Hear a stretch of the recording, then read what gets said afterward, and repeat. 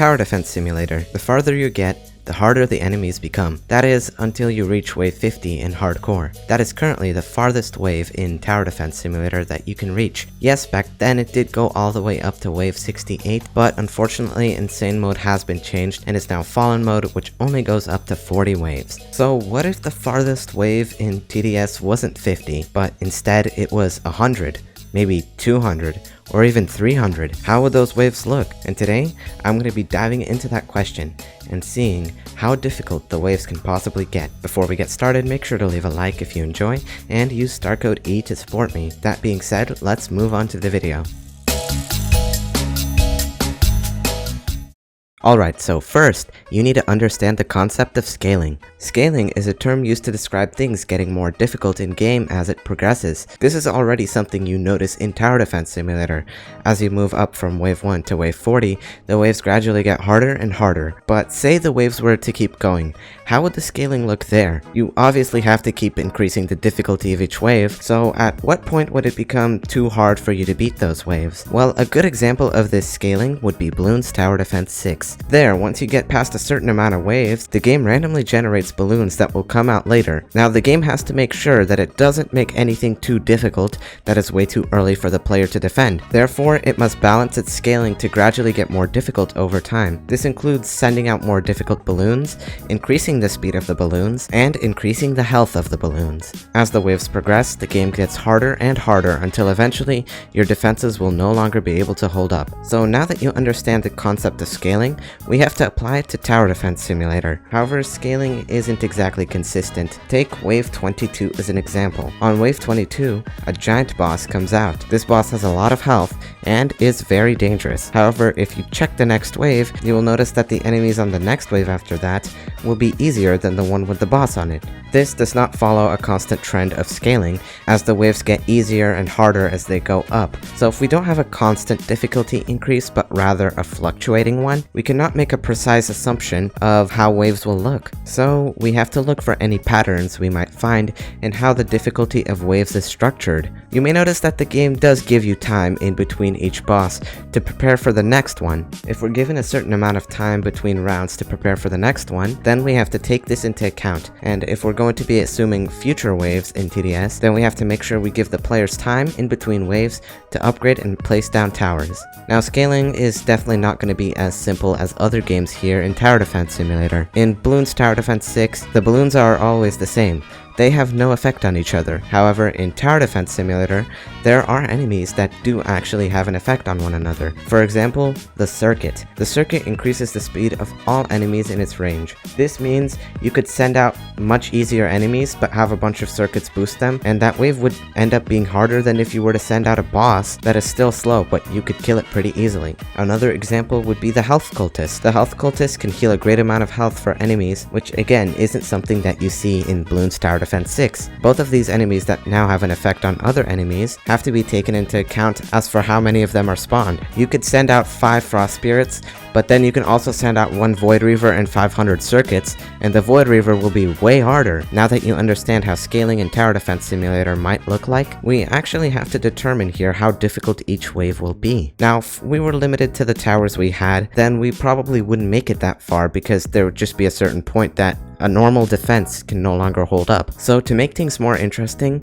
let's assume that we remove the placement limit of each tower. This would allow us to place as many towers as we want until we've run out of placement space. And we must do this to actually see what waves later on would look like, because at a certain point, waves would just become way too hard for the towers you're given. So let's say you fill an entire map with accelerators, rangers, commanders, all of them are buffed, you have the maximum damage you can possibly have. With this newly set up defense, you could defend anything that currently exists in the game without a problem. So let's pick up off of wave 50 on hardcore mode. Looking at the scaling before wave 50, you may notice that it's kind of scattered. You have bosses thrown all over, you have some waves in between, and it just overall looks kind of messy. But seeing as this is Tower Defense Simulator's normal scaling, we have to try and follow the trend to not make things too unrealistic. So how could we possibly guess what's coming next? Well, seeing that there's a break after each boss, it would be safe to assume that a round or two after wave 50 would not have anything too difficult. This gives you time to kill off some enemies and place some extra defenses. Okay, so first we notice that that every wave starting from wave 41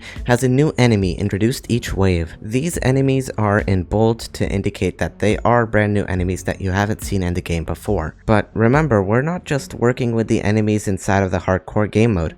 We have all of Tower Defense Simulator to deal with here. We can take enemies from polluted wastelands, from events, so it is safe to assume that this is a trend we can keep going. So what new enemy should be introduced after wave 50? This new enemy cannot be too difficult as to make it harder than wave 50, because again, there needs to be a break in between boss waves. So I think the enemy to add on this wave should be the Frost Hero. The Frost Hero is definitely a very strong enemy, so it would be pointless to introduce something weak, like an undead for example. Even though it would be a brand new enemy, it would serve us no purpose since it's an extremely weak enemy. And plus, Frost Heroes like to appear everywhere in the game. They appeared on Pre-Mega on wave 68, they appeared during Hidden Wave right now, and they also appear during Frost Invasion. So a few Frost Heroes combined with some other hardcore enemies, just to not make the wave too easy, should do the trick here. And we're looking at this wave being probably around as difficult as wave 48 with the Fallen King on it. You will have gotten plenty of time to get extra defenses, and since this wave is a break between boss waves anyways, it shouldn't be that hard. Now on to wave 52.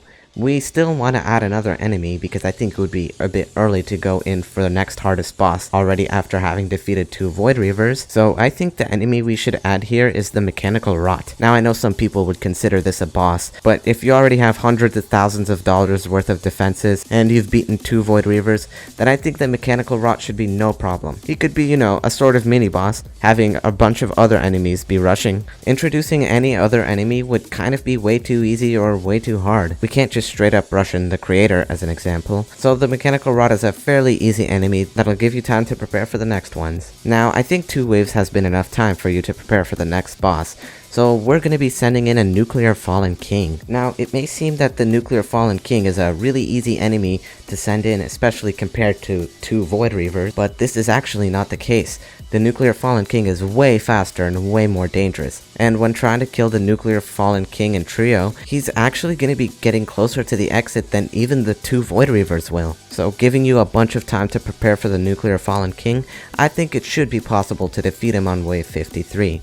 Although it'll probably be close. Now, on wave 54, I think we should challenge the players with some circuit spam. We could combine a bunch of tanky enemies such as the Frost Heroes with a bunch of circuits to create a very threatening rush on the players. As the Frost Heroes will run down the track, they'll be stunning towers while also being boosted by the circuits. This will be pretty threatening, but it shouldn't be as hard as the Nuclear Fallen King wave. Now, wave 55 being a multiple of 5 just feels right to have a boss on it, so it's about time to send in the Creator. The Creator is the hardest boss in the game, not because it has the most health, but because of its stupid spawns. Like, the amount of health that the enemies it spawns have is absolutely ridiculous, so this boss is going to be an extremely dangerous threat to the players. They want to make sure that they don't get bad RNG, because if they do, even all that money that they've made beforehand might not even save them. But of course, without the placement limit, the amount of accelerators on the map is going to be increasing a drastic amount, so you're going to have enough DPS to defeat him.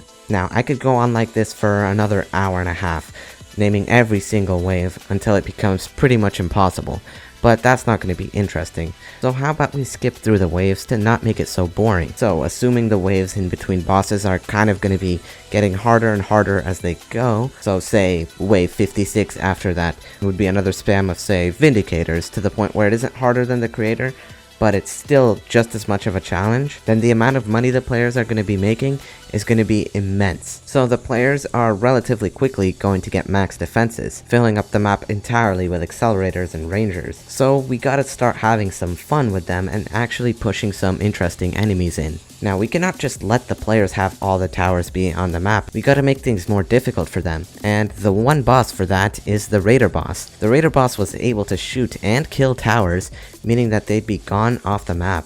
Now, one Raider boss this far into the game will just get one-shotted in under a second, so we cannot have that. So instead, we'll play this smart and send out a Void Reaver to tank all of the defenses, and then send out 5 Raider bosses behind him. And if you're wondering which wave this is going to happen on, let's just say wave 68, because we're reintroducing some retro enemies on the farthest wave tower defense simulator has ever had. So these 5 raider bosses in the back will be constantly shooting and killing towers, while the Void Reaver in the front will be tanking all of your defenses. That way your defenses are going to be weakened and you're going to have to be careful. Therefore you must actively try and keep them up by placing towers back down. Now another way to counter your defenses, even if you have a lot of them, would be with stuns. How about we make wave 69, nice, just absolutely packed with stuns. A great enemy that can stun towers is the Vindicator.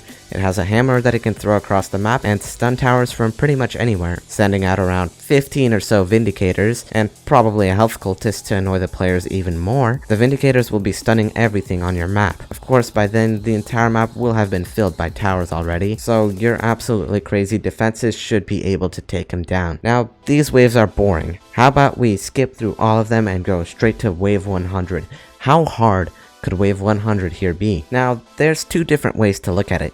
We can assume that it just gets really difficult, or we can assume that it gets really difficult. Now, if that doesn't make sense, take a look at wave 1 of hardcore mode and then compare it to wave 50. It is pretty obvious that wave 1 compared to wave 50 is absolutely nothing. So let's take wave 50 and pretend that it's wave 1 compared to wave 100. Essentially, wave 100 is as difficult compared to wave 50 as wave 50 is compared to wave 1. If that doesn't make sense, I don't know how to explain it better, but let's just say this is way harder than wave 50. Now, wave 50 has 2 Void Reavers and a bunch of enemies inside of it to go along. So at this point, the wave might even be impossible. But okay, let's say the developers want you to be able to get to wave 100, as this would be a pretty iconic number to get. How hard could we make this wave without making it impossible? Now, there's 2 options to make this wave extremely difficult.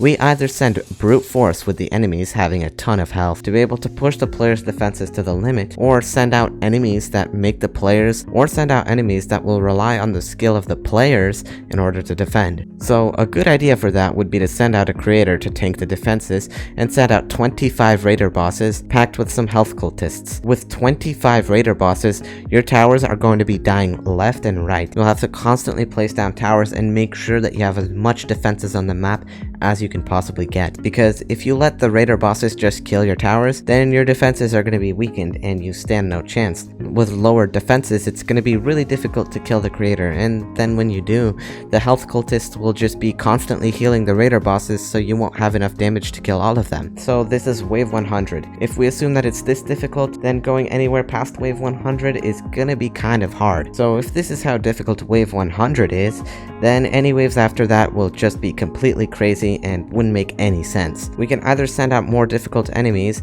until the defenses can no longer possibly defend against them, or we can constantly send out enemies like raider bosses, which will completely rely on the skill of the players to keep their game going. So there you go. This is my take on how later waves in Tower Defense Simulator would look like. If you found this entertaining, make sure to leave a like and use StarCode to support me. See ya!